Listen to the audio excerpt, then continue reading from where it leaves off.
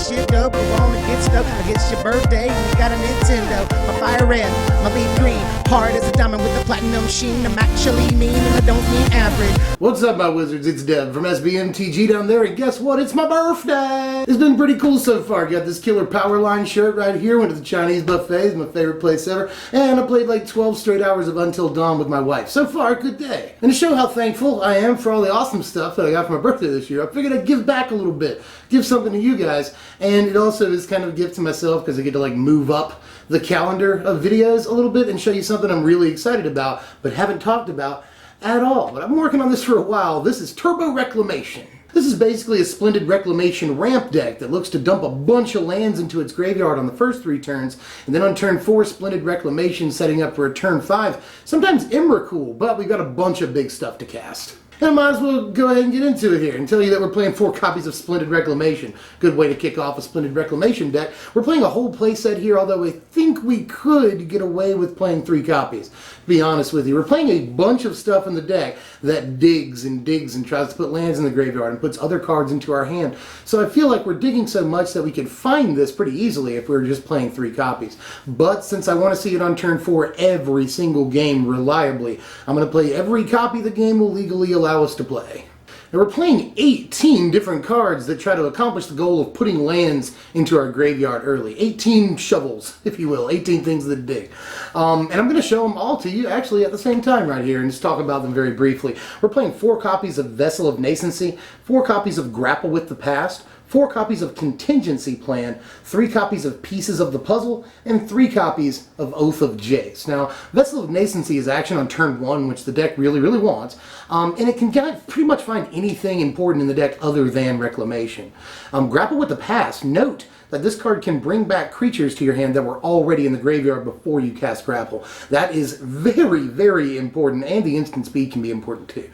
Contingency Plan is an all-star actually. This is the deck for it. It can either put a bunch of lands into your yard, or it can set up your next turn, or 2, or even 3.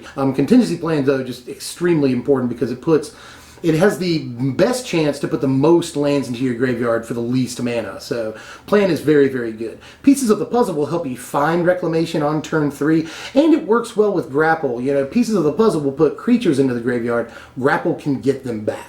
And, you know, Pieces can also find other things, other shovels, to dig even deeper for you. But Pieces is mostly there to find Reclamation for you by turn 3 if you haven't already found it. And then Oath of Jace is excellent card selection. You can keep any of the 3 cards you want and just throw 2 lands away. That's ideal. Or it can be put in the yard. Also, it can be milled into the yard, or you can play one on top of the other to put one in your graveyard, and that will make Emrakul's cost get lower too. But of course, we have to play some things that win the game for us. That's the whole point of a game of Magic, is we need to win eventually. So let's talk about some big creatures that we're going to ramp into here. Starting with Emrakul, we're going to play 2 copies. Emrakul is just sort of the obvious reason to play the deck. If we're going to be putting all of these lands into play on turn 4 or 5 sometimes, then Emrakul is just an obvious choice, you know. Turn 5 Emrakul, not that hard, and will often win the game for you. So definitely play Emrakul if literally nothing else. To complement Emmy, we're also going to play Mog here. Just 1 copy of Ulamog, who's easy to find. We're playing a bunch of cards, if you hadn't noticed, that dig some specifically for creatures to find, so a 1-of isn't bad. And we're playing Sanctum of Ugin in the deck too, making Ulamog really easy to find. So, you know, 1-of copy, not really sweating that too much, but Ulamog is just better against certain decks in certain situations than Emmy can be. Easier to cast too. Pretty easy to get a turn 5 Ulamog in this deck. And if you do, by the way, you can either blow away 2 creatures that you're having trouble with. That's important. 2 permanents, period. Planeswalkers, whatever. Just get rid of them. That's pretty awesome. And it's indestructible, so against decks that play a lot of, you know, specific removal, this can sometimes be better because, you know, they can just blow away Emmy sometimes. I know you get to Mindslaver them and all, but there are times where you can't do everything you want to do, and they'll have a chance to kill your Emrakul on the next turn. And Ulamog, they can't necessarily do that with unless they can exile it. So, just because of the situations that sometimes he's better in, I will play the 1 Ulamog. Not to mention, cheaper to cast a lot of the time. To finish off the top end here, I'm going to play 2 copies of Worldbreaker because he totally belongs in this deck. We're playing nearly 30 lands in the stupid thing, so we can afford to sack a land here or there. He gets rid of planeswalkers, artifacts, lands, and stuff like that. He'll keep coming back over and over. We don't mind binning him early in the game, dropping him in our graveyard, getting him back later, you know. Extremely easy to play on turn 5 after a Reclamation, so really don't see any reason not to play Worldbreaker. He's actually an all-star in the deck. Moving down the curve here, let's play 3 copies of Tireless Tracker for super obvious reasons, you know. Sometimes turn 2, we can dump a few lands in our graveyard, we Contingency Plan, turn 3 Tireless Tracker, and then turn 4 Splendid Reclamation, giving a bunch of clues and all the lands that we could need to pop them next turn, so, and make our Tireless Tracker huge, draw a bunch of cards. Just Tireless Tracker is pretty obvious in this deck, so definitely going to make some room for him. He's not a bad turn 3 play, and he's really not a bad like turn 6 play some of the time too, as long as you've got another Reclamation planned. So just definitely wouldn't be caught dead not playing this card, although I don't know that we need the full 4 of. Same thing with this thing. I'm just going to play 2 copies of Sylvan Advocate in the deck. And I've seen some people in some decks play as little as 1 copy of Sylvan Advocate, and I'm like, what are you doing? But in this deck, I totally understand, you know. Sort of the same case as Tireless Tracker. We've got a lot of turn 2 and 3 plays that are very synergistic for the deck. They're plays that we'd rather play than these creatures, like we have Contingency Plan or Oath of Jace. We would usually rather play those in the early game than our creatures. That allows us to play fewer copies of our creatures. And, you know, something like Sylvan Advocate is not really bad at all in the early game. Great defensive play on turn 2 against a lot of decks, but is obviously very good anytime after you get 6 lands, which is very easy to do in this deck. And he helps Lumbering Falls get to a 5/5, so we gotta play the card. I think it's very important to do that, but I don't think it's as important that we draw him on turn 2 every game as it is in a lot of decks that he's in, because our whole plan is to play other things on turn 2. 28 lands in this deck, and when I first started brewing this thing, there were 32 lands. Let's take you through this land base real quick, because it's pretty important in this deck. We're obviously going to play all of the blue-green duels, and Lumbering Falls can be a win condition for us. Hexproof is really good, by the way.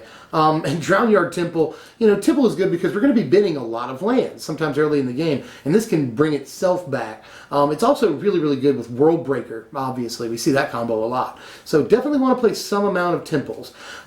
As far as Shrine of Forsaken Gods, got to play all 4 of those, because sometimes they can mean the difference between a turn 5 Emrakul and a turn 5 nothing. So Shrine of the Ancient, or the Forsaken Gods is very, very good in this deck. Sanctum of Ugin, also, I'm only playing the 2 copies. I'd like to sandwich 4, but I don't know what else to take out of this mana base.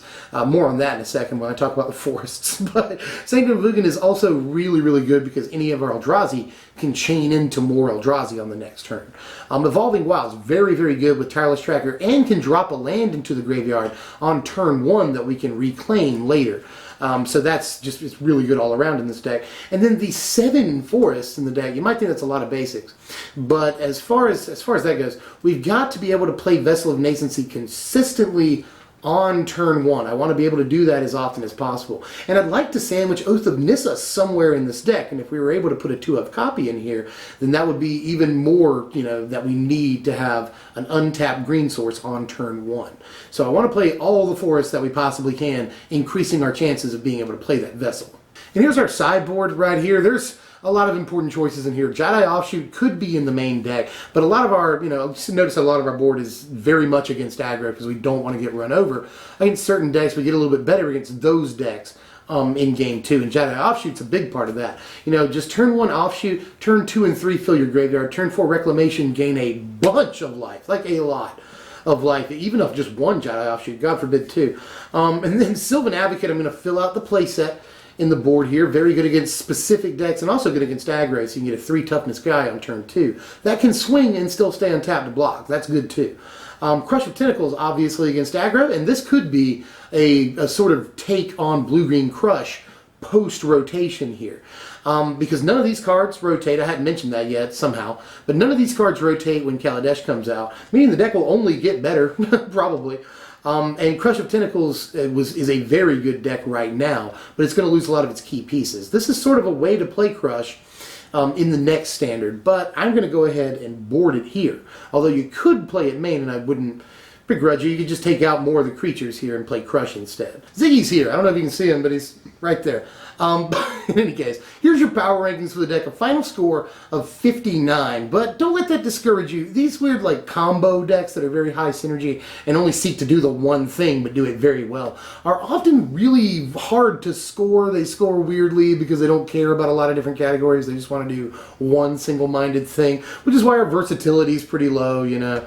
But a lot of these categories are fairly high when it counts, synergy especially, and resiliency, because we look to be getting really good in the late game here. So, you know, don't let the 59 discourage you. I think it's actually theoretically a higher score than that. And altogether, the deck is going to cost you about $100 to maybe $110 on TCG Player to put together. At least the main deck is. The side's not going to cost you that much more. I think Ishkana is the most expensive card in the side, although she is fairly expensive. If you replaced her, it wouldn't cost you more than a few bucks to build this board. So altogether, you're getting out of there with a fairly decent budget. You get to play a super fun sort of combo deck that puts Emrakuls into play on turn 5 when everything goes right. And even if everything doesn't go right, you've still got good, solid creatures like Sylvan Advocate, Tireless Tracker to sort of back you up and take you into the mid and late game. Honestly, I want to keep talking about this deck like all night because I've been working on it for a while. I'm super excited about it. I really like Splendid Reclamation. I like Emrakul. I like Ramp. I feel like no one's talked about this deck, like literally at all. And I've got a bunch of turn sequences and stuff. You can see how much I've been obsessing over this deck is all I'm saying. So if you have any questions or anything in the comments section, let me know. If you have anything you might want to add to the deck. I've already mentioned Oath of Nissa. You could also add Part the Water Veil to this deck, I think somewhat profitably. But let me know if you guys have any ideas, because I think that something like this could actually be a real thing in Kaladesh Standard. It all depends on what happens. But that's all we've got for now. I got top 10 lists coming up pretty soon. Next deck tech, you've decided, is going to be 4-color Super Friends. That pretty much unanimously won, but don't worry, Red Green Wolves people, I've still got a deck tip for you coming, I swear. If you enjoyed this content, let me know. Hit the thumbs up button, because that helps me more than literally anything you could possibly do. Subscribe. If you're new, that also means a lot to me. And then share this content, because nobody does that, but you could be the one. Anyway, that's all I got for now. I'm Deb from SBMTG. This is Ziggy right here. Thanks for watching, my wizards. You're just going to leave. You're just going to leave. You're not even going to leave. You're just going to curl up right there. What was wrong with my arms?